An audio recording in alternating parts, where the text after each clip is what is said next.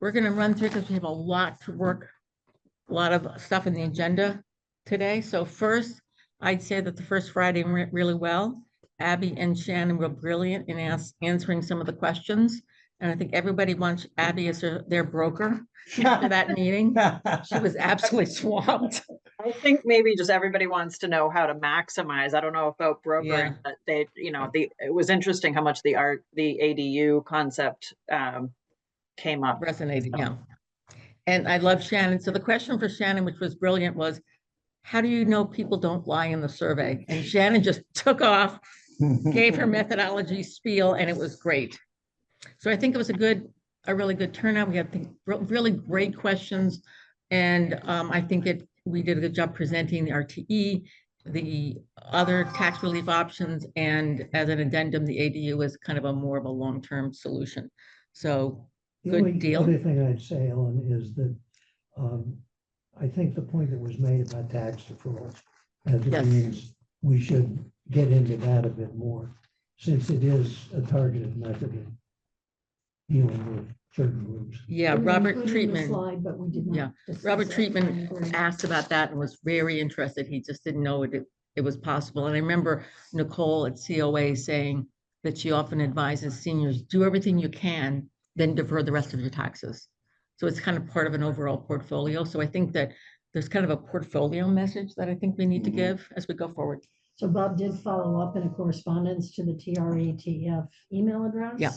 And was asking for more information about deferrals. I've held off responding to people individually from my own email address because I don't want to invite a flood of emails from people.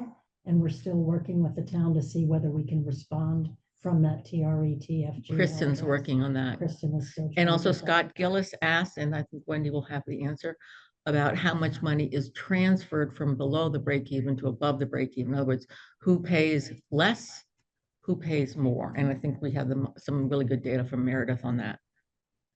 So I think that's the chair's report. Anything I else, just Lynn? wanted to say that Bob's question was, are there eligibility requirements on the deferral program? And there are. And I Okay. don't have them in my head right now. The right thing is for him to go to the assessor's website and look it up because it's fairly well explained.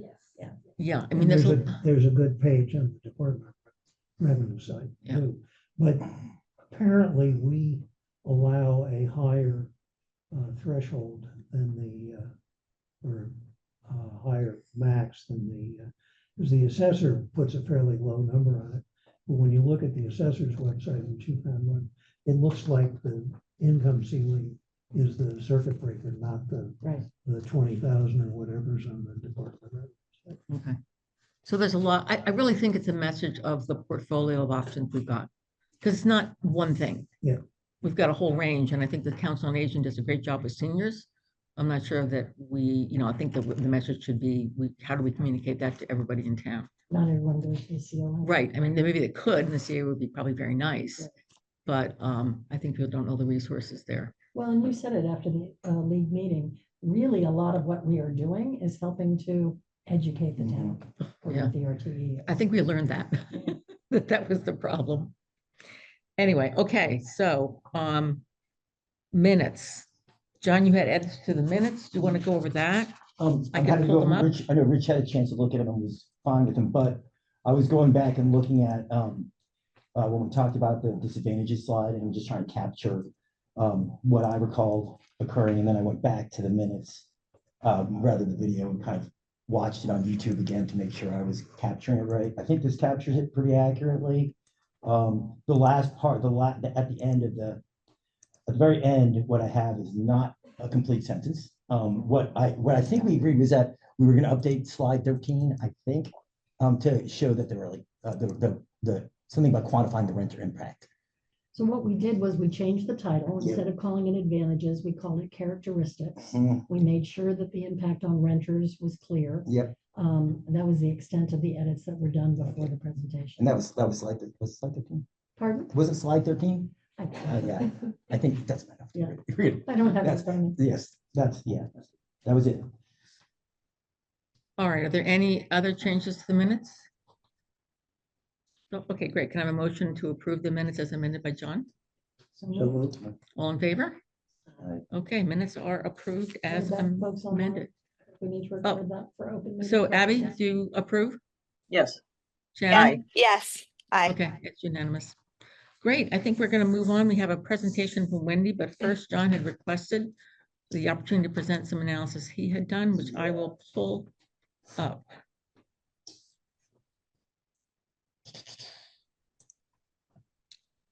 Can find it, come on.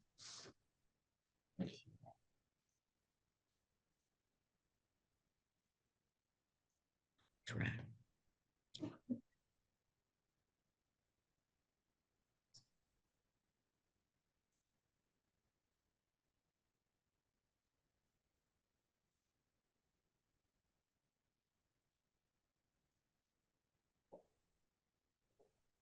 Sorry, No worries. I had this and of course, That's Murphy's Law. That's how things work. that's always how it works.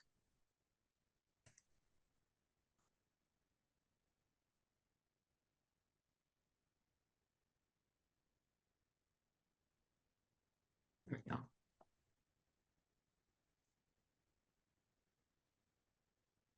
Perfect. Okay, John, go for it. Is it, can people online Can see people it? see Yep. this? No, it's paused. Right now, the screen share is still showing the minutes. Okay, yeah. So stop share.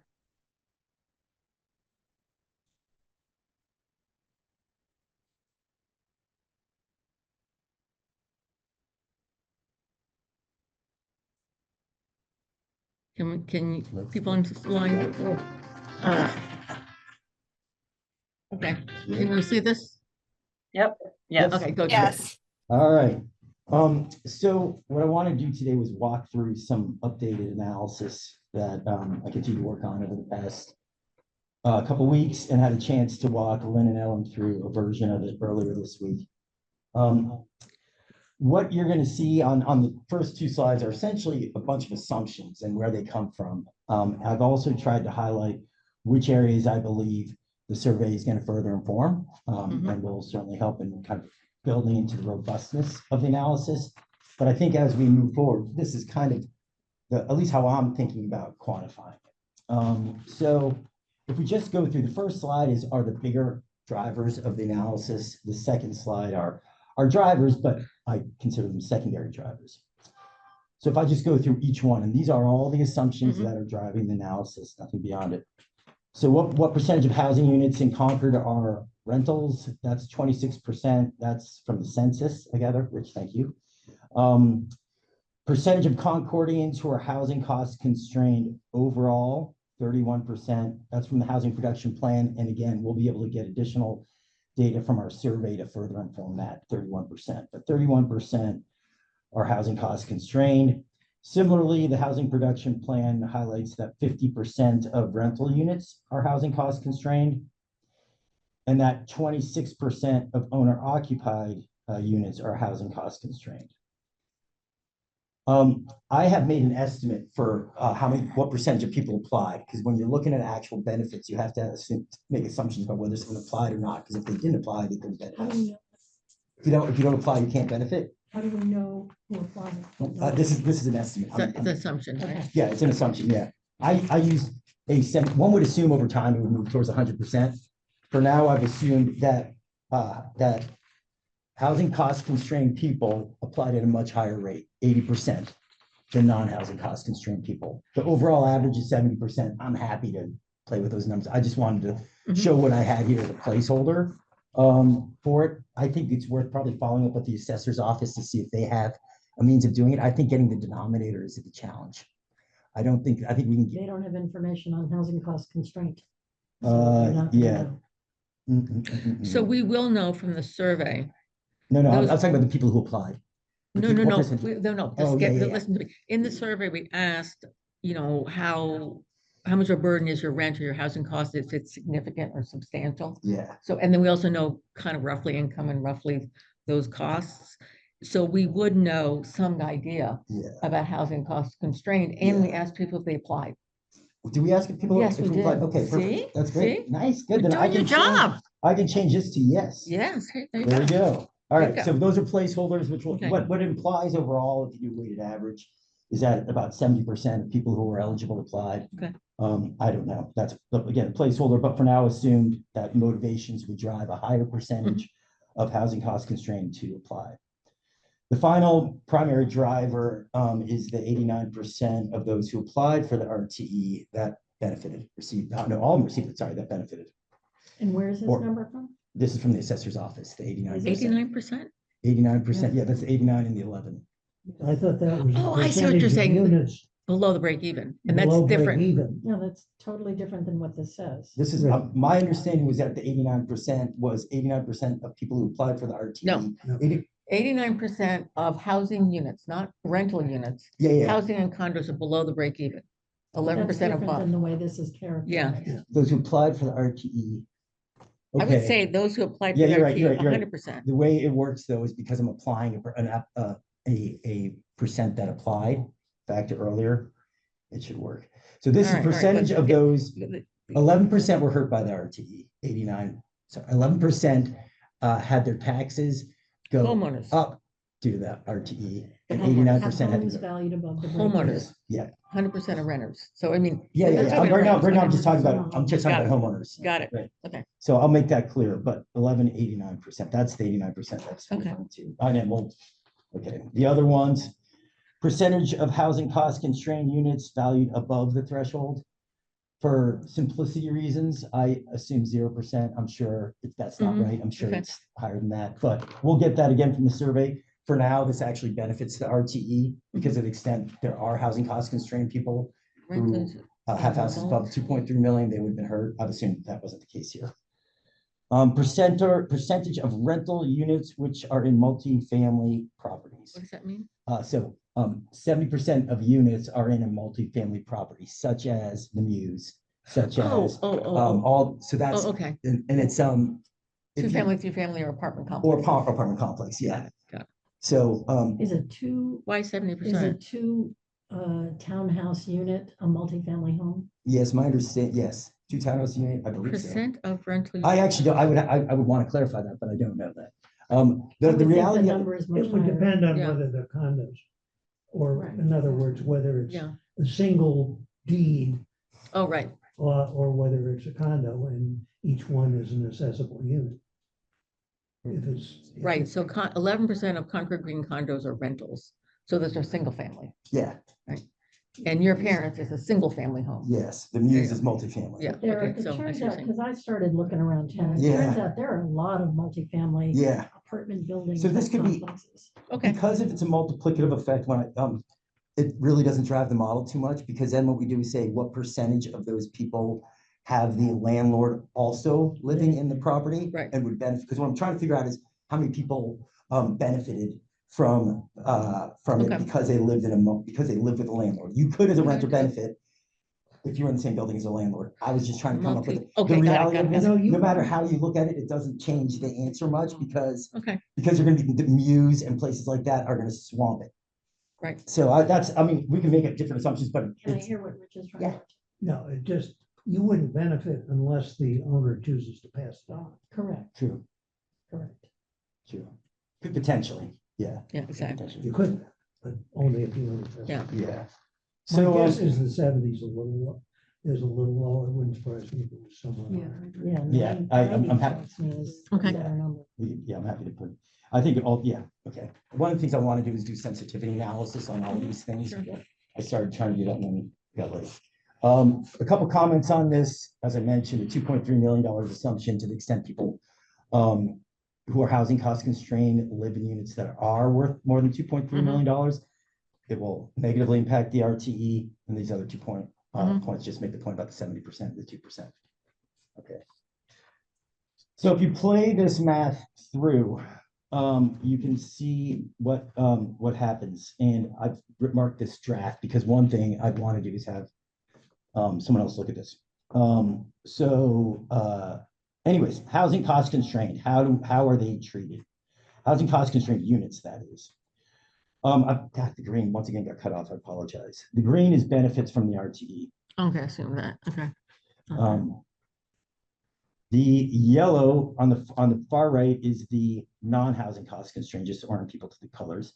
The blue are the housing cost constrained. The red is negatively impacted directly by the RTE. And the orange or not is whatever, yellow is negatively impacted by the RTE indirectly. So that's those are renters. What's the green again? Benefit from the Benefited. RTE. So you've got directly hurt. Those people are people who Yeah, didn't okay. apply, over 2.3 million. Those types of renters who are non-housing cost constrained. Mhm. That's what's in the red. The green is, people who benefited. So the 43% would be, someone who has. Well, You guys can kind of understand. look at that as the 43 and 47 and 43, the 47, 43 are those people below 2.3 million. Yeah. And the 47 is low income. Let's Yep. make a judgment Yeah, there. sure. And 43% is higher income, and that actually makes sense. Yeah, and then the reds are the not benefiting directly, and the 41% is the renters, however we want to call them. So I confess that my eyes glaze over when I get to slide. Yes, three. I've already- Slide this one? I have to look at it so many I times. don't understand Okay. how you transitioned.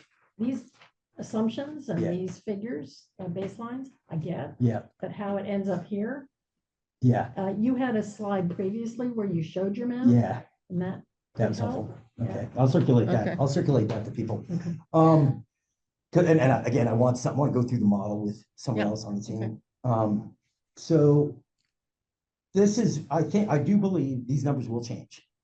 To the extent that the 50% and the factors that are going to drive it,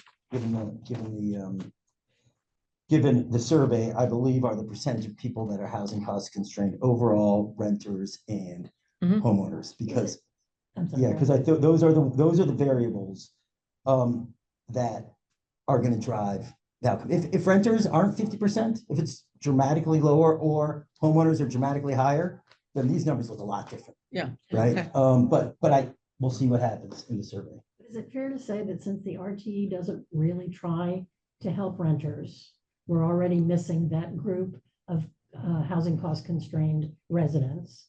And the share of housing cost constrained homeowners being so much lower, odds are that a percentage of homeowners are not housing cost constrained and yet live in homes Yes. valued below the break even point. Mhm. So in That's- my presentation at the league, that was the blue boxes versus the orange boxes. And I think the orange box of high income, under break even is everybody who is a downsizer. And we all know people. I think it's a, Let's not That's characterize not, them. I don't think that, Oh, no, no. I benefit. No, no, okay, so I no, back up. Yeah. I said, just got lucky about a Okay. house, like, Yeah. we Okay. totally got lucky on. Yeah. No, All right. 2.3 I million would can say be it. no. all I'm saying is that there's a lot of people that are relatively high income who live below 2.3 million. I won't characterize them. I think it's a big number, and I think that's your 47, 43. Yeah, exactly. That because those are Yes, the people who are 43, not, it's the 43 not Yeah. housing cost constrained, but benefit. And I think Yes. you're right, there's a lot. I And- won't put and- characterizations on them Reasons why for a you lot of might be reasons. net The way Yeah. the overall 2.3 maps, it works as a really result is. high. It's very high, and it's the math.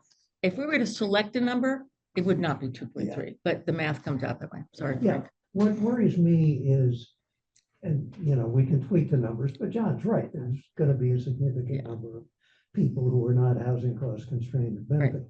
The question to me is, how much do they benefit? If they're getting $100 a year and we're getting everybody who owns and is housing cost constrained Mhm. out of the 11%, I am less worried than if there are a lot of people with good incomes who are getting a couple of thousand a year. Yeah. Mhm. So I don't know whether you can put that in the model, John, but that's my concern to say, yeah, there's a lot of these people that are not housing cost constrained. But, any public benefit program will have some Mhm. spillover. And the question is, how much is it? And what's We, reasonable? we know we know how much we're charging the people that don't qualify above the break even, but we don't know are those non-housing cost constrained people who are fairly close to 2.3 million, where they're getting $100 a year. So I think that we can do this from the Well, that's From model. the my survey, question. once From we the have the survey- survey, we'll be able to. Survey, because I think the big difference is those below a million, those are double digit Yeah, right. decline. A million to 2.3 is a ton of people who get a couple of hundred, but it's a lot of money and a lot of people. And so I think we need that information. Yeah, right. Yeah, because we can look at Right. the overall shift it'll be overlaying the survey data with our assessors data, I think. We'll make Yeah, it- exactly. yeah. Yeah, I'll just put a placeholder and say that Wendy's going to be showing us She's next. some of the assessor data, which will help us to further deepen our understanding. Good. The final column that I just want to highlight here is kind of the efficiency metric to some extent that we were talking Mhm.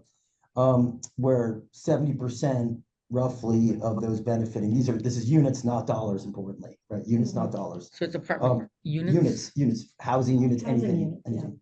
Okay. Is 70% of the beneficiaries are non-housing cost constrained and 30% are housing cost constrained. Mhm. So it's just the way the math works. And again, to your point, I'll definitely include the calcs here and want someone else to go through the model with me. But I agree. I think, I mean, as Rich highlighted, I don't think these numbers are going to change dramatically. So I think a question becomes, what can we do? Is there anything, and the issue is obviously renters. So is there anything we can do for renters? Yeah, well, we know there's something we can do. Yeah. Whether the town wants to do it is another matter. Correct, correct. But then, Lynn, you just picked up the fact that another town has done it. I don't know whether We've they, just Implemented learned that it. Harwich has started to implement 5.0. And so on my list of things to do, gaps in our analysis thus far, we need to have a conversation with probably the assessor's office. I mean, Harwich, Massachusetts. Yeah. I mean, they do not have like the Muse. I mean, they probably just have rental homes, right? So it's very easier for I'm them to surprised. I think there's some garden park complexes in those sizes. I just asked that Sizable everyone at the people. table speak up. I can hear Ellen really clearly. I can hear John, but I'm not hearing other voices Yeah, it's well. hard to bring this Yeah, in okay. closer. If you cannot hear. Actually, us, why don't yell. we can scoot down. Scoot down to be closer to my PC. Thanks, Abby. Thanks. Did you have any questions, Abby, that you didn't hear about? No, I was just needing to lean really in, Okay. and I'm not sure I caught everything, but I get the gist of what we're talking about with the renters. So Okay. I agree the numbers are probably going to be similar. I just keep thinking of there's so many exceptions to the rule. We'll probably get some of that in the survey and see if it's enough to matter. They may be just outliers, but I can think of a lot of exceptions to the rule of actual people in Concord who live in situations where they're in a property well above the median, but are letting someone kind of for low rent use a part of their property, rent they have a cottage and they're not renting for full price, but they're just doing something that is mutually beneficial. So there's a lot of exceptions to this. I'm not sure they matter, but Kicking the 35-year-old son out of the basement. Well, if the son pays rent, I hear what you're saying. It's a Yeah, good point. yeah, I mean, I'm thinking more of people, I see a lot of people who have an extra dwelling, like we were talking about the accessory dwelling unit that Concord, that was, discussed a lot at the league meeting, and that those are, there's a difference between a rental unit that is for maybe family and they're not collecting full rent, and a rental unit that's for an investment purpose or for, for the full return on an investment in that use. So I just don't know, rent rates I would think that most rent rates are based on supply and demand. So maybe just a lot of outliers that I'm thinking of.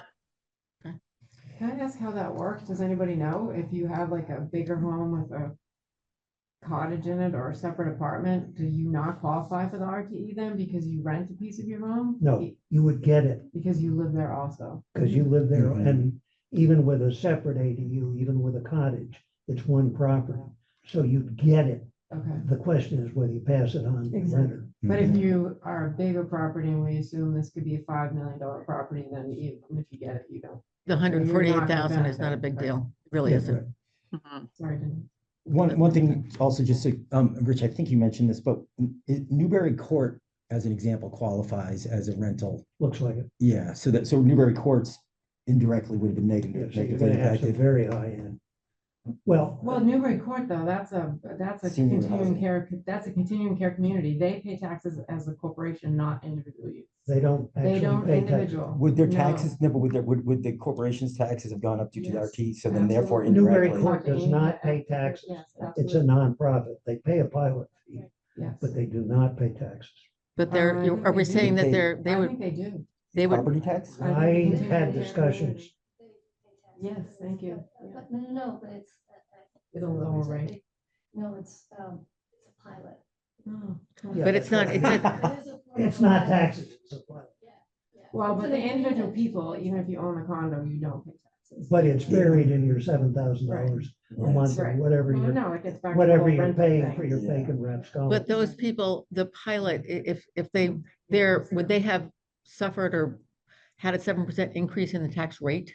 Or is it a pilot independent of that? Okay, If it continued though, if the pilot continued, presumably it would. Or maybe not, maybe we should confirm that.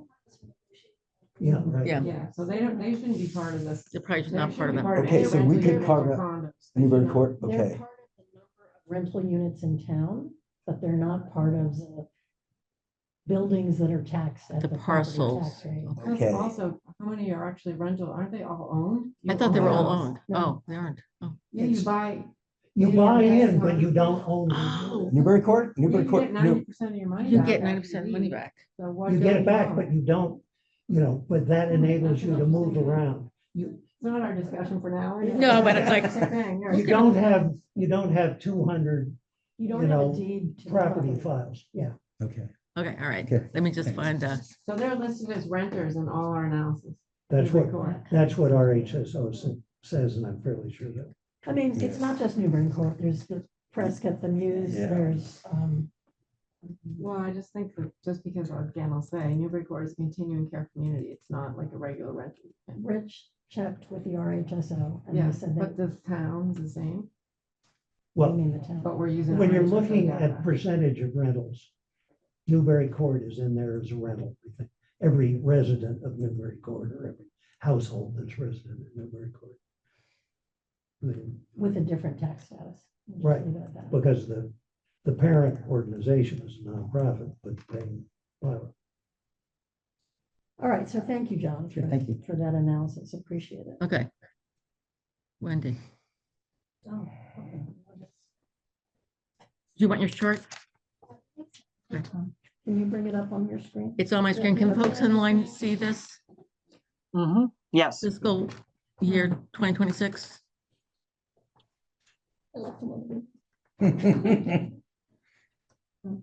Let's see, I don't have it. Was that sent around? Oh. No, I did not get so Okay, that. that's okay. She's gonna, I think she's got it. Came in late. She's got it, came in late. Sorry, I just can't see that little feet, so that's why. Oh, yeah, I'm You know, sorry. I okay, think I it can is. see I it. brought some hard copies.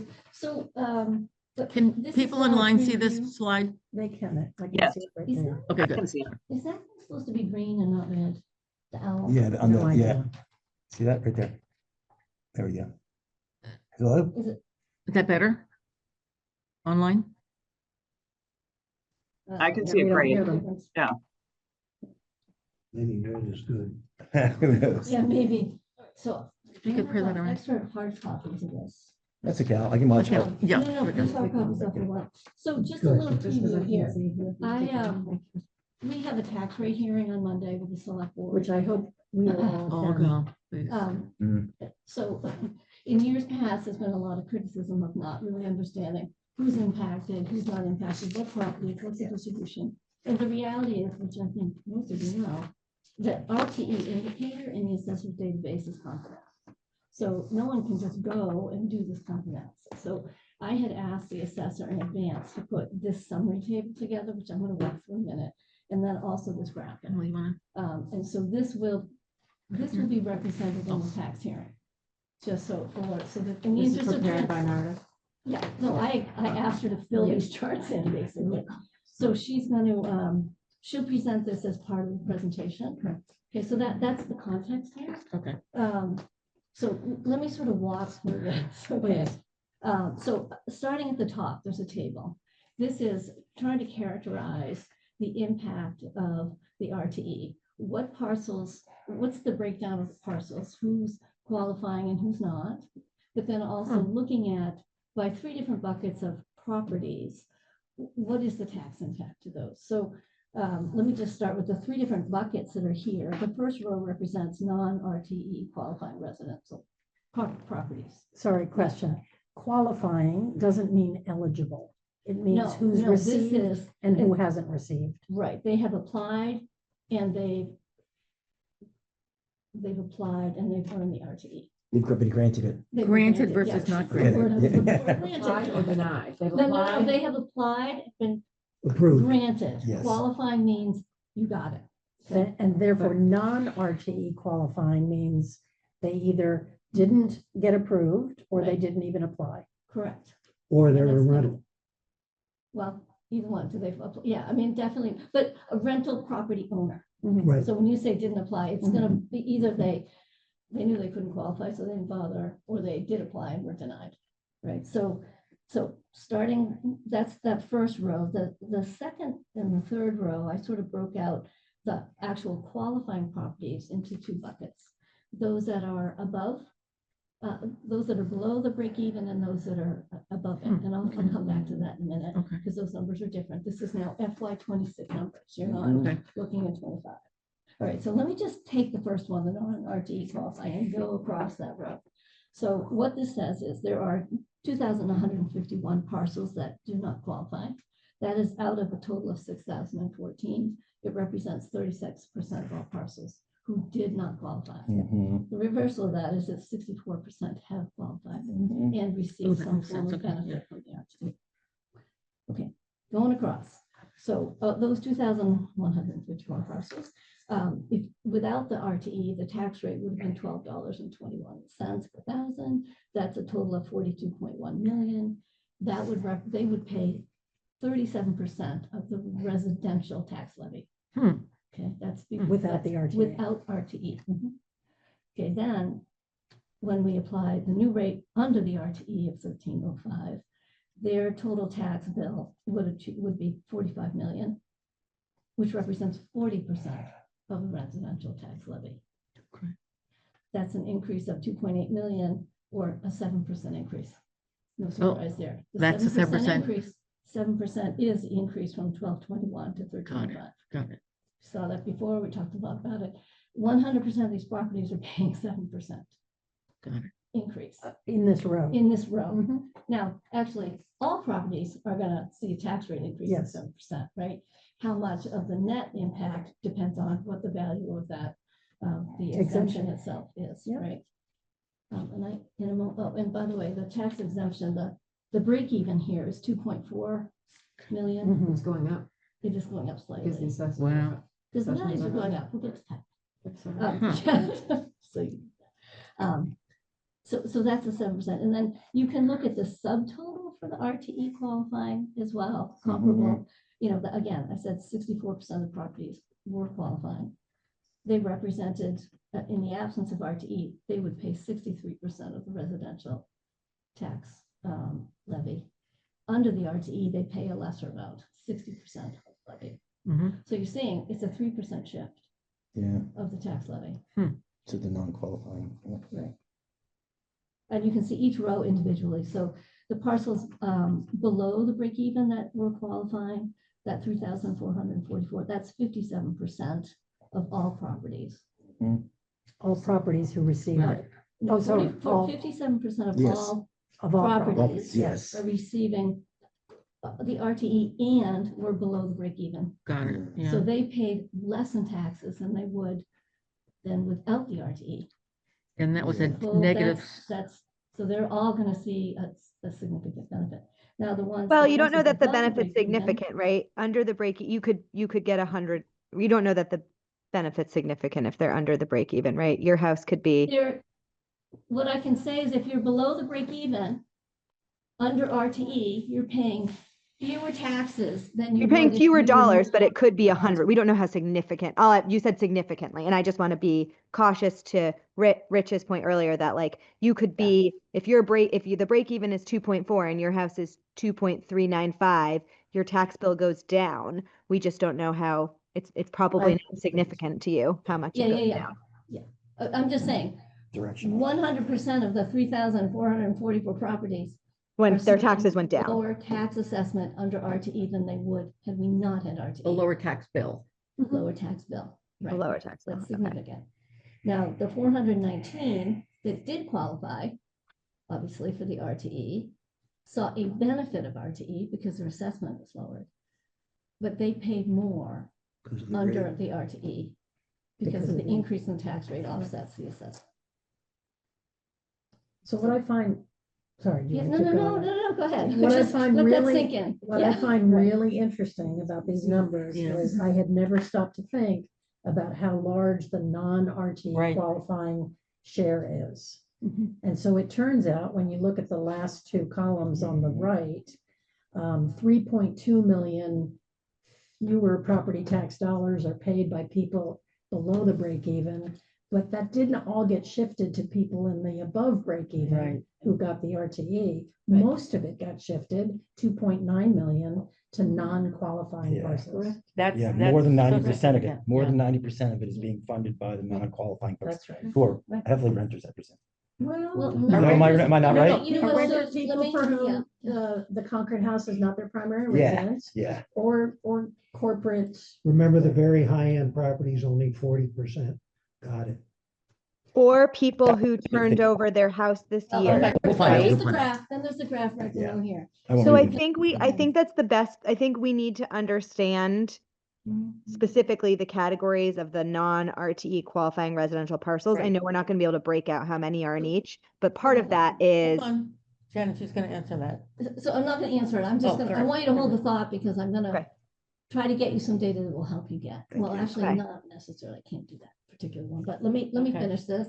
So then there's the graphic here that just shows you the distribution of the properties that were qualifying versus those that were not qualifying. And what I I think- love about the graph is if you add those two together, Yeah. we see the distribution of home values Right. overall. Yes. Yeah, yeah, Um, yeah.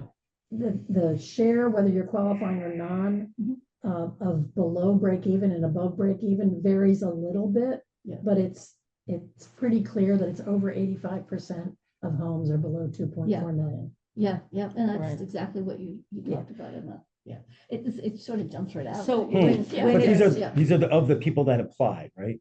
This is every property. This is showing all properties. Yeah, yeah, residential I'm sorry, I'm properties. looking at the blue bar. If I add up the blue bars, Qualifying means they got Qualifying, the. yeah. they RTE. received it, yeah, exactly. So, and if I add all those up and put it over the total, that's what gives me 87%. You'll end up with You get- 3863. Right, and these last two are the ones that are above the break even, so. Yeah. You'd have to add up the 298 orange plus and the 120. I was doing the percentages. I was So- trying to get to percent. Is it correct when you say it doesn't apartments, it would be, the apartment is one apartment, not, if it's a three-family house, it's one apartment house, it's not three These units. are housing, these are property These are owners, they are So this is not, housing so, units. so like, I think I saw in the housing production plan that there were 6,000, there's like 6,000 housing units, but there were 1,000 apartment units, so 7,000 altogether. Right. This is Alright. the In other expert. words, Yeah, never mind. I The just- Muse is one non-qualifying Right, property. yeah, right, with a ton of apartments, Yeah. with 1,000, right? That's the Thousand? difference Okay, between a okay. property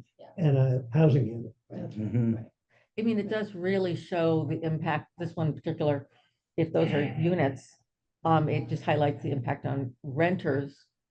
That would be, one unit, but maybe one apartment complex, but a lot of units. A lot of And the So- secondary and all that kind of stuff would be lovely to know I think Shannon was asking this, who are the non-RT So- qualifying parcels by sort of categories we could recognize? You So I mean- will, what I was Sorry. gonna say, let me just add to the second thing I was gonna talk about was, in the tax hearing, you're gonna see, there's a property type on all the assessor Oh, right, database. right, right, And right. you can get to some interesting information by using that code. One of them is vacant accessory land, 273 units here will never qualify, ever. Because 273. it's vacant land. It's classified as residential property because it's buildable, but it is not ever gonna qualify as a housing unit until Okay. someone builds a house, Mhm. right? So there's more Got data you could potentially dig into. There's apartments here, there's 27 apartments. Got it. Yes, I remember Right, that. so there's more, and how many. 27 units are apartment there? complex. Apartment Complexes. complexes, yes, right, and Mhm. how many units that are, Yeah, you don't know. and they but- would have 2 family, 3 family in here. No, too. because remember, There are single Going family, forward. two family, three No, I'm family, saying those that- are all separate categories. No, but aren't, Separate codes. but aren't there- There's I'm saying there's different codes for those, so you Two could family, figure out yeah, how and many. three family. But Yeah. apartments are a completely separate category, and they break just like 4 or 5 different codes for apartment. All I'm I've saying tried is- playing with those codes. Yeah, me too. It's Don't not do it. straightforward. I know they're not. And I'm nervous about doing my Yes. own breakdowns. Right. Rather than asking Meredith to give me approved Satisfies breakdowns. So- Because there's Yeah. use, there's style codes and then there's use, and I couldn't figure them out. Right, so let me just Yeah. ask it to my next point. So I realize that you guys you want data and you need to munch and crunch it and slice and dice it. But until you can get a database with the RTE indicator, you're not gonna be able to do much. So I did talk to the CFO about getting Oh. you a blinded database that has all the attributes of property on it without the address, but to Oh. have the RTE indicator on it. So Mm. she's in Thank you, thank you, agreement to thank you. do that. Yeah, So at some point, we need to talk a little further. I've looked at that database. We need to decide what attributes you okay. need to slice and dice. Mhm. It would be those attributes, It will not have the parcel ID, and it will not have the address. We don't It will want have that. some unique number, you don't need it, Okay. but it will have the RTE indicator on Great. And it So would we have think the about- type. It would tell Yeah, us. I think all the Value other- and everything. these Two things. family. That'd be great. Yes, yes, yes. So yeah, it would be great to have Meredith pick the style code or the use code, because I found them very Well, complicated. they're industry standard, Okay, but right? You can't just, yeah. I She got different categorizes answers. them. Yeah, No, she categorizes them, Okay. and you'll see this in tax rate hearing. They're grouped yeah, into apartments, single Yeah, family, two family, just, I mean, that's what you want to use. So yes. it's there, but, so I guess my point is, there's hope. You can play with some more new data. So the question I want you to think about is, I can get that list of all the attributes, and I assume you want to consolidate it, because the resident, there's 2 different sets of data. There's a condo and Right. another property. They have different attributes. Mm. You Right, can yeah. commonize them. I've done it. You probably want that subset of commonized elements, Mm. right? So we just maybe offline, we need to figure out what those Okay, well, fields maybe are. every- And then the second question is, at what point in time do you want it? So it could be Well- associated with the properties, because every day properties are moving, people are gonna qualify or not. But this analysis is based on the RTE qualifying properties right now at this moment that Meredith has. But by the time she gets to issuing the tax rate, there may be changes in there. So you just want to think about it. What time do you want to sort of strike I and pull mean, that? I would data? say recent, and we just say Yeah, this is yeah, valid right. as of such Can and change such. that. Yeah, I'm No. just saying, it just, Maybe everybody could just take a look at, I mean, you know, the use codes and style codes, just figure out what we might want to know, and just I put can them all walk in them there. through if you don't I know, want to John. give you everything you can possibly That's great. use, and then you guys figure out what you want to use. So can I ask you a question? You had pointed out to me privately that there was a slide in the League of Women Voters presentation that incorrectly characterized the 89%, 11% breakdown. Yeah. Do we need to correct that? Well, I think what was, yeah, and do I have it here? Let me just- Yeah. It's the slide, I Yeah. can pass this around. Yeah. This is the one that said that the parcels assessed below 2.3 million received a tax reduction, and it represented 5,057 parcels. That's not accurate. Oh, okay, all right, But we can change that. 89% of the qualifying parcels are in fact under that break-even point. Right. So it's a Mhm. little. You can change, I can change mixed. that, yeah. Yeah, no, I'm sure Yeah. you probably can. But so, yeah. I think full it should be disclosure, changed. Yeah, My concern is there's a video that. There's a shows video, it. we can't, I if mean, there's anything you can do about it. yeah, it's. But I think the big number of 89% of qualifying properties get the RT is really what we could care less. I mean, the reality is. That's, the but number- people heard that, and they're like, oh, 89% of all. properties 89% is correct. Of It's the just- qualifying Exactly. properties, right, right. Exactly. But this one, yeah, this said it a little differently. It didn't say that. It said, well, it said received a tax reduction and equals 5,057, which is Right. a lot higher. Right. Than Than what it it's actually is. probably Okay. is. So that's The the numbers for this year would be 3,444. Yeah, and I'm sure Ellen probably has these numbers, No, can figure it out. This no, is- I mean, a lot of the stuff was really hard to figure out, and so I'm Okay. not surprised that I made a mistake. This is a dumb question, but we have a unitary tax rate. We don't charge different rates for commercial and Correct. Right, residential. no, no, you're right. Except So- with the RTE, Except it for the is RTE, now which The is- different. RTE, yeah. but the RTE is only for residential property. Correct. So Right. the commercial industrial is not any worse or any better off as a result of doing the RTE.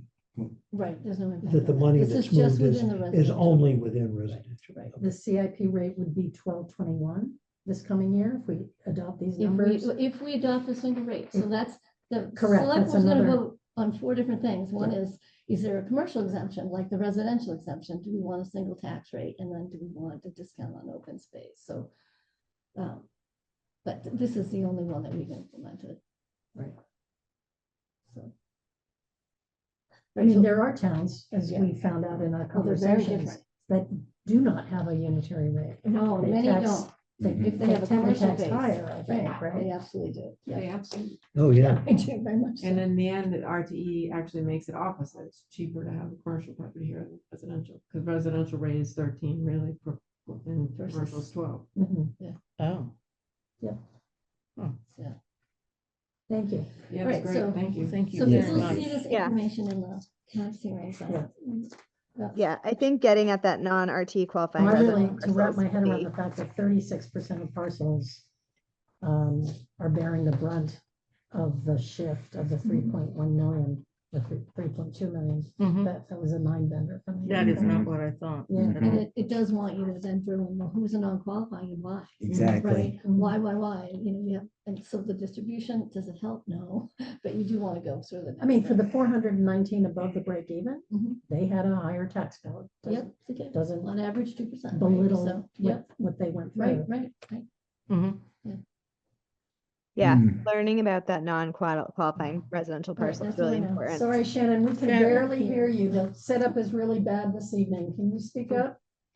I said I agree with everyone that finding out about the non-RTE qualifying residential parcels is critical.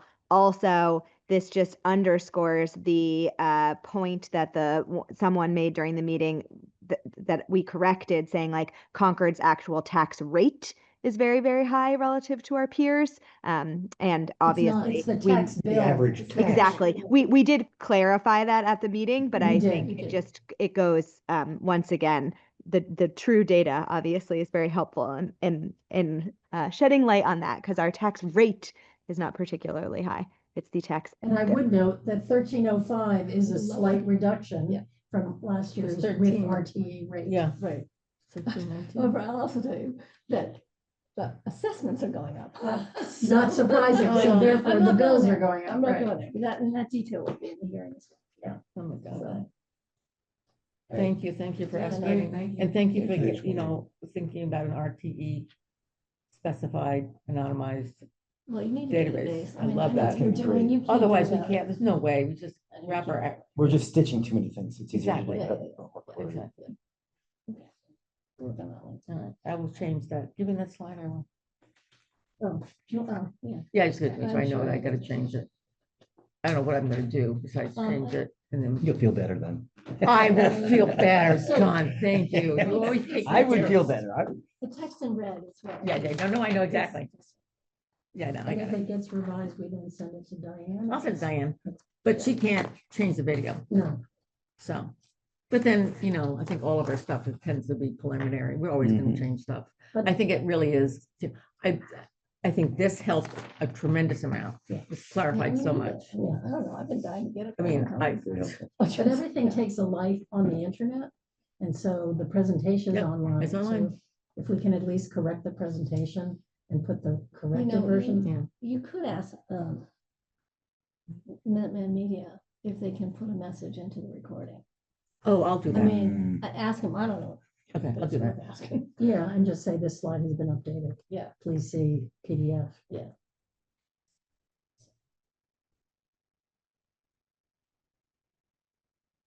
Okay. All right, so where are we? All right, so work So- program November to December. So we might want to talk about where we are in terms of, I think I've got this, the survey.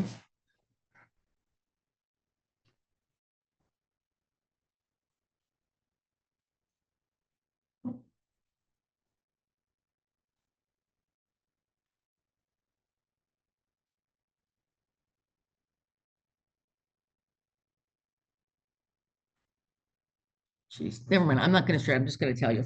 So we have at the moment 423 responses, but we're very low still on folks under 40 and renters. we have 27 renters, that's not good. And we have maybe 70 people out of 430 under 40. So it's what I am happy to say that Andrew Kirchhoff agreed that I could submit the postcard and a little blurb asking all the PTG newsletters to include a request to fill out the survey and especially say we're looking for renters. So that's something, and then we should just all use our personal networks to encourage people to fill out the survey. Do we have stacks of them at some of these big complexes? If not, No, I'm happy to drop no, some- I I'm think it happy would to be, drop some off. yes, it would be great. I've got them at my house. Come Yeah, I by. mean, I think you just take it to the rental office Yeah. at the Preston. Yes, that would The be other great. thing I was wondering is whether we ought to reach out to, although it's gonna skew older, should we reach out to Newbury Court and ask them to, Sure. you know, and, I mean, I'd be happy. I don't know. I still Well, think are they really, The I think it- renters, Yeah, but it's a different, the amount of fee that they are paying per month includes. yeah, includes a whole bunch of yeah, and stuff. I agree. You That's, know, that's why we couldn't come to an agreement on the affordable units right, from their right. expansion. Yeah, I'm less worried about them, but there's Wedgewood Common. Wedgewood there's Common is a place that, Brookside yeah. Apartments in West Concord. There's Mhm. Concord Commons, there's Concord Crossing, there's Hawthorne Village. Okay, if people would send me a note and tell me whether they're willing to drop some stuff off at different rental. I'm happy to do Okay, it. Sometimes I'll John just- just volunteered to be the Yes. rental guy. I can do it. I can drop Okay. them all off. So what John, are we dropping off? Postcards or? no, No. I've got Written probably surveys. another 50 or I'll get a 75. bunch more copies made. So we got plenty of postcards and it was just kind of, oh, sorry, we saw the setup to go to any places to pick up the hard copies. Yes. Okay, so this is a setup of an easy place to kind of drop them off and so people don't feel like it, they can believe that it's confidential. Yeah. Yep. Okay, Agreed. good. Could we also, it sounds like there's more representation in the middle and above, so for age. So what about preschools? I mean, we, at the Yes, Concord, Shannon. I sent it to Concord Children's Center and Concord Family Network yesterday, 2 days ago. Concord Children's Center is sending it out on their newsletter, but I don't know what, I can follow up and figure out what date. It's their November newsletter. I think they said it goes on the middle of the month. So, and that's one of our biggest childcare providers. They have 85% of families live in Concord, and they have 125 families like at that daycare center. We certainly could reach out to others in addition. The percentage of Concord families we just want to make sure is high, or that the school's like willing to publish it if half of their student body doesn't live in Concord. I can ask Neshoba, but we only have like 50% Concord folks, and we've got up to grade 8. So the number of overall families is right. Like we only have 270 kids at the school, half of them don't live in Concord, and then we're spread preschool to grade 8. So happy to do it, but the bang for the buck is not as big as like one of the Right. bigger childcare places. yeah, Right, I mean, these places I have- have connections at some of the smaller schools, but they're either private or like integrated preschool. Yeah, integrated would be good. Yeah. Do I mean, these I places would have like sort to of see bulletin board- representation from all different sides of Concord, not just. It sounds like I mean, hitting the bigger organizations is good, obviously bang for the buck, but there's also a lot of more niche things that are not getting hit on. So I think we just need to find some of those other holes too, not. So there should be the guest column appearing in tomorrow's Bridge. I haven't heard again from Celeste. Okay. I'm assuming that's coming out. Maybe it would be good if others on the task force, every week, somebody sends a letter to the Bridge and Agreed. encourages people to fill it out and includes the URL for the survey in your letter. Want me to assign, we will assign people. to Do different we ones, have okay. something at the Concord Library? Yes, We do, both libraries. the main library in Fowler and Council on Aging and the townhouse. Also, we're scheduled to speak to Wednesday lunch on December 10 at Council on Aging. What about churches? You were saying, could we put things on bulletin? Yeah, boards? that's what, I Oh. was thinking, for instance, the First Parish, Yeah, I could get put a the, postcard up there and, yeah. Okay, I mean, I'll volunteer. I need another card, I think I can get you. I've sent like 50 personal texts to people who I know who are under 40. Thank you. I think all of them may not be someone who I've texted, but I'm working on it. There may not be under 40. They're probably under 45. So some of them are in that 40 That's bucket. okay. We just, the vast majority of people who responded, no surprise, were over 60. Yeah. 2/3, 70%. Without so- even going to COA yet. It was instant. And at least scanning some of the responses that I looked at in the hard copy, a lot of it was the sentiment of like, we should be supporting people who've lived here a long time. So, I mean, I think the sentiment's there. It's just kind of what's the math, who's paying, how's it impacting? Can I ask, how Folks. did the open-ended question answers look? Were I- you you able to know, read them? Yeah, you can read them. Okay. They're typed in, and I typed in a few hard copies that were, they're. Yes, they're as easy to read as any open-ended question is, so that the Yeah, a friend of analysis mine can be talked about- creative. About the lack of wrapping in the form. And so I was worried that maybe when we get the Excel, we wouldn't see the whole answer. I will check that. I didn't check that. Okay. Can't see the answer. Okay, But anyway, 400 responses in In the a first week. week. yeah, I think it's good. Solid. And if we keep going, if we get 100, keep going, we might, hit 1,000, and that would be excellent. And the data, and you said the data in general looks reasonable. It doesn't seem like there's a big misunderstanding around any of the questions or. Oh, there confusion. was somebody who said, I mean, I didn't know what to do with it in the hard copy, who said, what was their rent? They said none, and then they said that the ability to afford the rent was substantial. So there's just, there's always, surveys always have a Those are some of the problem. ones that we just want to clean out, yeah. Yeah, it's just, somebody's But- always gonna misunderstand, or they didn't understand what redistribution meant. They meant, oh, does that mean that seems you're gonna get more services? Yeah, So there's just, that's just a problem with as surveys. long as there's nothing like systematic, that's what I worry No, I about. don't It's like think so. there's a confusing question and half people interpret it one way and half people interpret it the other. That's what we want to avoid. And I so- can send you the Excel if you Yeah, I'll wanna look play at with it. Yeah, definitely. Okay, I think that's it. It's now the discussion about, what do you think, Lynn? Should we go to the filling gaps in the analysis or There's a draft couple of things outline? to start thinking about, right? We're entering the holiday period. We're not gonna have a meeting presumably on Thanksgiving unless we Yeah. reschedule it for a different day. So we have a lot to start wrapping our head around. What kind of tables do we want to see? Yeah. As the survey results are now explored. We also want to, I know for me, I want to start writing a section on the property tax relief programs available Yes. across the Massachusetts general laws. So I can start to see what I know and what I don't know. And I would suggest that we each, take a section of a draft report and start playing with, what do we want to say? I mean, the way I gather writing this report is going to work is that we will draft sections, but then come together and discuss, where are we going with all of the information we're pulling together? We're not making recommendations to the select board, but nonetheless, we have to summarize our findings in some way. How do we do that? What do we still need to know? Wendy, could you get the number for the number of properties that actually have a tax deferral arrangement with the town? Oh, We yeah. must know. You mean the 4%? We pay to get interest. So Yeah, 4% yeah, if you interest, pay that's what meant, 4% yeah. interest, you can, get absolution up to 50% of the house value, I think. Yeah. Over time? I understand it's very low. Yeah, People that's- are not interested, but well. Well, yeah, but as I say, that came up at Yeah. the league, Mm. So that would be great if we could get that number, because I think that should be in In the your report. summary of alternatives. Yeah. You know. Yeah, and we know the senior means tested exemption, only 40-ish people Yeah. have taken advantage of that. And we will know once we get the surveys in, how many people might qualify for 41C and a half. Because there's no tax filing status and income.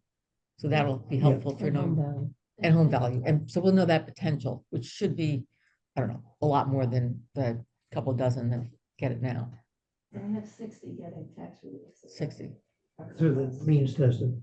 Okay, separate, but Hugh Cargill Trust, people are Oh, getting. that's 60 through the trust, but Yeah, Through the tax relief the program. tax, managed yes, by- yes, yes, you're right.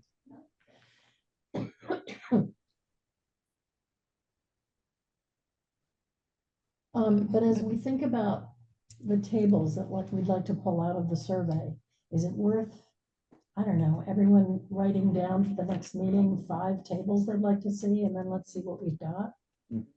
I think it's a good idea. Maybe 5 questions and 5, questions. I mean, I think about it in terms of questions I'm trying to answer, Mhm. and then what were the tables? So that's a Yeah. great idea. Thank you. Curious to see how much looking at the overlap we have. outline, Pardon? See how much Linda, overlap we one have. thing I'm Well, I'm wondering sure. is whether there's a section that is, what are our criteria for judging this? I mean, John Mhm. always talks about efficiency. I could argue it's, helping those who can't help themselves, whatever, but, how are we saying this works or this doesn't work? And we haven't really had that discussion. I think Mhm. we're aware of each other's positions, but I don't think as a committee, we've said, is our criteria efficiency? Is it the ability to maximize the number of people who are cost constrained, who get help, whatever? I mean, Yeah. I'd like to have that I discussion agree. and then write that up as a separate That- section before, we start Yeah. rolling around in the data. Because I think but- that Agreed. we were, Lexington had that analysis, and if you think of that 2x2 box thing ahead, Yeah, I mean, it that's was- a start. the accuracy or targeted was what percentage of low-income people are we benefited? And by how many people, what average dollar per person, just something like that. And then the spillover, we know it's going to be relatively, my hypothesis is it's going to be relatively inefficient in terms of the number of people and the total dollars. Mhm. And I'm Well, only talking, those may not be the same. no, they won't be the We'll same. find out. But I'm Yeah, saying I mean, that- We'll find out. Yeah, I'm saying that that's only for, I guess 6, I mean, I always get I don't know sure the denominator is, I don't get mixed up in numbers of parcels, but it's at least just homeowners. And then a separate question altogether, I- the renters. For me, I think the criteria are twofold. One is effectiveness. Are we helping the people? Are Yeah. we helping those who need it? Yeah. And 2 is the efficiency. We're Are saying the we same using the thing. dollars effectively? Yes, we're saying the same things. Effectiveness and efficiency. It's not I just said one or the accuracy. other for me. It's both. I think I think people are going to think about it that way. Yeah. Are we helping the people we intend to help, and how much money we're wasting? I mean, it's Yeah. stated crudely, but that's kind of the question. Yeah. I also would like us to see this in the context of the portfolio of Yes. tax relief programs Mhm. available in So town, it may, or potentially available. Potentially, yeah. so maybe one way to think about it, because I was trying to think, how would I, besides effectiveness and efficiency, is kind of who are the cohorts?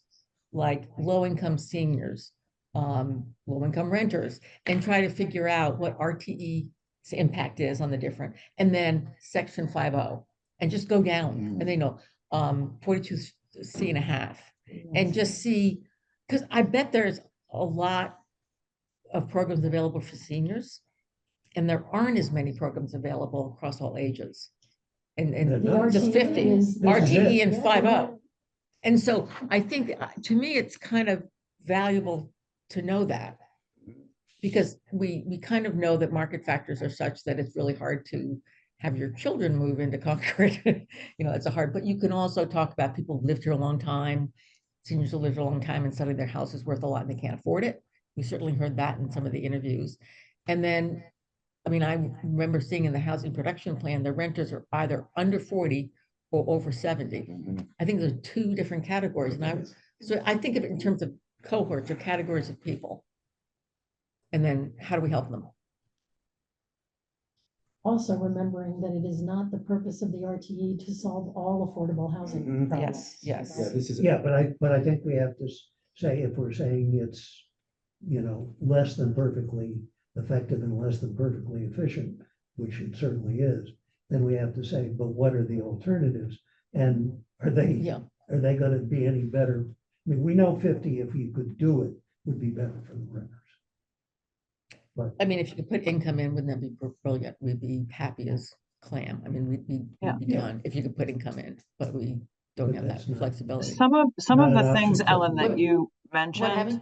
some of the things that you mentioned, Ellen, or that I've been hearing are national trends. I mean, it takes longer for people to build enough wealth to put into, especially with the way the mortgage rates were particularly high. Now they're coming down, but it was taking longer for people to get to a place where they had the down payment and the ability to buy houses. So the age of first home buyers was going up nationally. That's not a Concord thing. I mean, Concord certainly is a particularly harder town to attain a first home, but you're probably seeing renters ages Got it. relative to that trend as well. I think we need to be careful to not pinpoint things just as a Right. Concord factor. It's there are national trends in real estate that are challenging for first-time homeowners and for people who are aging in place. That's not You a saw the Concord article, Got thing. it. I think it was in the Times, that the age of first home buying is higher than it's ever been since they started collecting that data. I think it's 40. Median age is Exactly. 40 now. Okay. But So the maybe the it's a good term thing that that- I've heard related to RTE is this is a blunt instrument, meaning it's sort of how we've all been talking about this. Right. It's trying to extract something helpful but it's sort of bluntly hitting at where to get that from and where to give it to, instead of being more accurate, which maybe some of the programs that we talked about at the League of Women Voters may be more accurately targeting, or there may be something that doesn't exist that should, I think we need to explore what is more effective, as well as whether or not this is effective. Not that we're going to solve that, but I think we do need to make some recommendations around the comparisons of how this works versus other programs. Yeah, and I think that's a good point, Abby, because I think people who want to buy their first home in Concord are a group that we ought to be thinking about too. And there was a time when people could do that, and Right. it's not happening now, as you have said. Oh, we kind of I'm saying cavalierly, that, but I'm Ellen, you thinking said, to myself- it's impossible or it's very hard to buy a home you may not have a child who can buy a home in Concord. I mean, we don't need to just accept that. There may be, I think part of our charge should be to make those types of situations easier for folks. And, there's different creative ways to do that. I'm not sure the RTE really is effective in that particular situation. The problem is we're constrained by what the law allows. And one thing that occurs to me as you're speaking is, while we have this senior means tested exemption, in a way, what we want to do is drop off the word senior, Right. right? And have a means tested exemption for everyone who meets certain income and home value and asset, I guess, criteria. And I'm not sure that's allowed under. There's no legal basis that I can think of.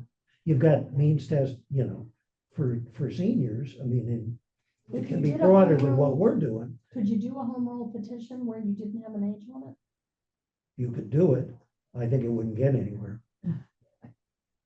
Doesn't mean you shouldn't try. Yeah, no, I but bet you there's a lot of communities who are struggling right now. Yeah. Even Lexington called and said, do you think 10% RTE is good? Yeah. They're getting a lot of people asking. So maybe, yeah, I mean, I think maybe it's not a bad idea to put on the what if hat and say, if we could get home rule petition, what would we like? And look at which of the current programs might be tweakable. Well, and also remember what Lexington told us is they're hoping that the Municipal Empowerment that Act, would, Right. which didn't get enacted this year, would allow some avenue for people under the age of 65 to get some tax relief. So we'll have to see Oh. what that is. one thing that I thinking of what Abby just said, I think we should add a section to the report on national real estate trends. Yes. Well, I'm hoping Abby's gonna write the section. Yes, right. Right, it's a- Or because- Sign me volunteering. up. I can help with Because that. it's important not to think that we can stop trends that are national. Yep. If the average age of home buying is going up 40, then up and up and up, we can't change that. That's a trend that we and in Concord, we're just reflecting it, in Concord, like Yeah, everywhere and- else. And also the fact that, on average, well-educated people are living an active life 8 or 10 years longer than the generation ahead of them. So that you're gonna have more folks who are gonna want to stay at home. Mhm. I did talk to one real estate professional, Abby, you could probably speak to this, but he said that, the tax policies in place are actually even, this is the national, not Concord, are hurting the housing crunch because we do enact tax policies to enable seniors to stay in their homes wherein they could be moving on to then free up the homes for the younger Oh, crowd. So Jeez. it's this catch-22 that we want seniors in your town, and so you enact these tax policies, so then they stay in their home, but then you have no homes for young people to move into, or they downsize and they're taking the homes for the young people, so that's not a Concord thing, it's a national thing. National thing, And I yeah. think What's that that's different in super Concord true. is what happens to the Yeah. homes when they move out. Yeah, well, They there's the get, second they piece get of that, raised right? and doubled in size, right? Yep. But no, but that's a good point. But I think maybe, love it, Abby, if maybe you and Kathy could write Yeah. some of those up, because I think that it's important to keep the context in mind of the real estate market and trends, so that we don't think that we're solving something that's unsolvable. And also, that's back to Rich's question, which I agree with and want to kind of make this full circle, like, are we going to have I thought we were more like laying out the facts and this is where it's good and bad, this is where this works, versus coming out and saying, kill the RTE or keep the RTE. That's not our job to tell you. Or are we remember- supposed to say in the end, Warwick, get rid of it or keep it because of X? No, I think what we said is, the select board had a goal to preserve whether the elders could stay in their home and whether we're supporting it. That was our goal, right? Is there anything that you're collecting? Are you able to say anything about it? I think, yeah, so that's a Are we achieving the goal or recommendation. not as an Yeah, example? I mean, that's what the charge says to do. Yeah. If you had more to say, that's valuable. you should say it. You're doing a lot of good work, so. But I think that's, we were given a goal of economic diversity and aging in place. Not, despite what that might mean for young people, but I think that put the context in could I forget what the give goal us a is. sense of the challenge of age in place, what its implication, because here's a national I trend. mean, I actually. did such a- I didn't know that. Yeah. It's a great problem. Yeah, Was the As is problem with, Perpetuating problem. I don't know, is it- as someone who once studied the real estate market in New York City, that was the problem with real estate. That 80-year-olds were hanging out in 6-room apartments on Riverside Drive and young people couldn't find anything. oh, I But know. why? like Because their that. rent was only $200. Was rent controlled. All right, in the interest of time, I think I'm hearing that everybody's gonna come up with, I don't know, 5 or so questions, was it, or come up with 5 or so tables and research questions for next time. And then certainly if people can come up, volunteer for what section of the report they'd be willing to start writing, that would be great. What So do we when- do about the next meeting? When we say next time, what does that Okay. mean? Should we just skip Thanksgiving week? Ugh, I'm not gonna be here, so. I know you're not, but I mean, But we're not other- meeting on Thanksgiving Day. That's. No, I think it's a really bad I think idea. that's a really bad idea. So what do people think? The next meeting would normally be the 11th of December. Can we wait basically a month, or should we schedule? Gosh. Thanksgiving week is hard, right? Because Yeah. people start to leave. I would either do it that Thursday before the Thanksgiving week, so next Thursday, So next week. or the Thursday afterwards. You I know, I'm wouldn't not wait a sure we month. have a whole lot. I don't think we have a whole lot more. So why don't we, in 3 weeks though, we'll know a lot about where the survey is. Yes, So maybe, can we move it to the 4th? Let's move it. okay, So December, would change the Yeah. pattern. Yeah. December 4th. So go to the 4th and then the 8th. And then every other. then the. Okay, and that'll be at Or 8:30 or you a.m. want to do it No, the 4th because and we the have a 11th. Christmas problem then too, and so if we go 4th and then 18th, we don't have a Christmas this year. New Year's Day, here we Okay. come. Is that a morning meeting or an evening There meeting? we Select go. board, does our select board liaison have any additional comments? And does the public, I think we have some members of the public who maybe have hung out along. Carlin, are you still on? I guess. Yes, I am. Sorry, still is on. 12:04 a Okay. more? Hi, sorry, is 12:04 a morning meeting? The chat's Yes. disabled. 8:30. 8:30. And the 18th of the evening. I can't come to either, unfortunately, sorry. Okay, well, I'll you be in can. So wait, California. then You the- can oh, volunteer so we're- remotely. Sorry, so we're adding the 4th, but we're keeping the schedule the same as going to the 11th. We're not shifting those weeks, right? So Well, everything we else said stays We were the gonna same. have the 4th and then the 18th. Okay, so we're We're moving shifting our- the week, we're moving our meeting on the 11th to the 18th. Correct. Okay. Okay. Carlin, did you have any comments? No, there not only- right now. You right. guys are doing great. Keep it Well, up. Yeah. Well, Emily? Oh, Emily, I'm sorry. Emily, Emily representing the league. I want to ask a question that's that will potentially embarrass me, but I've heard, could you explain to me, is there a difference between low income and housing constrained in your framework? The housing Housing cost constraint is constraint means you 30%. spend more than 30% of your income on housing, including taxes. And Low low, income is something different. we haven't set the low income. We're waiting to see what the survey results would be. Right. But You had mentioned low income as a descriptor a couple of times, Ellen, and I thought, is that the standard or is it housing constraint? I think in terms of fairness, it's more housing constrained. Yeah. Yeah, I and think the it's- survey is yeah. gonna tell us. The anything survey about is low just income. telling us the data of the hypothesis the RT kind of has, which is low income and house value correlate, which we know they don't. So, but housing constrained is really it, whether you're a renter or a homeowner. Yeah. Are you paying more than 30% of your income on housing costs? And you could be the Queen of Versailles and actually be housing cost constrained. Yes, absolutely. Mhm. Yeah, exactly. She doesn't get an So much allowance. to keep up. Exactly. It's so hard to. But in terms of affordable housing, low income has a different meaning. Yeah, and that is usually for instance, the 40B projects have to have 25% that are affordable and 80% of area median income, which means those units have to be occupied by essentially, if it's a two-person household, people who make less than 100,000 a year. Area median income is 160 Mm, or lower. It's lower, I think it's 120, 130, Okay. 120, I think. Okay. But anyhow, but then there's, for instance, for public housing, it may be as low as 30 or 40%. People that are only at the, poverty level or just above. Does that help Yes, clarify? thank you. Okay. It was not, we are always, I think we're so busy collecting data. And now we're trying to figure out what are the questions we're gonna ask, and it's not, John's given I think Cameron's given a shot at it, but I think the issue, we were kind of asked, and I think we all shied away from the word, the fairness issues. Who's hurt and who's helped and who benefits and who's harmed.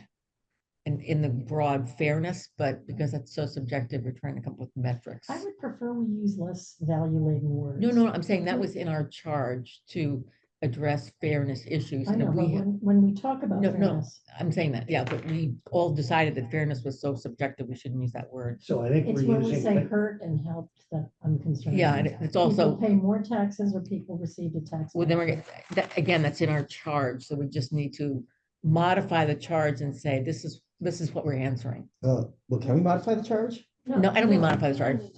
You know what I'm saying? I think we should be using housing cost constraint. Yeah, yeah. Early on, saying your housing cost constraint, if more than 30% of your annual income goes Yeah. for housing costs. Defined as rent, mortgage, insurance, condo fees, Right. taxes. Abby, is that still the criterion for banks when they're assessing whether to give you a mortgage or not? Well, banks have a whole, yes, they look at income, they look at, salary income coming through salary income, bonus income. It depends on the type of loan.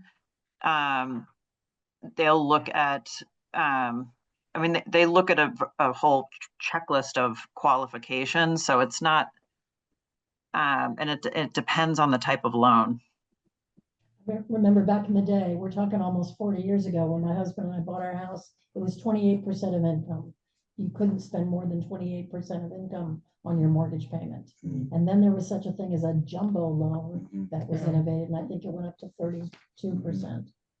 But I didn't know whether those criteria still held. I'll find out. I mean, those numbers have slid too because the rates are changing and there's different programs and some programs got discontinued because they were too risky basically for the bank. So that couldn't be backed. So I'll actually try to get some numbers on what banks are looking for to qualify people.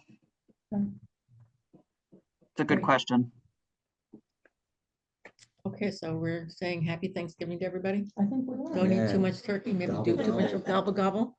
Thanks, everybody. Move to Thanks for your adjourn. patience.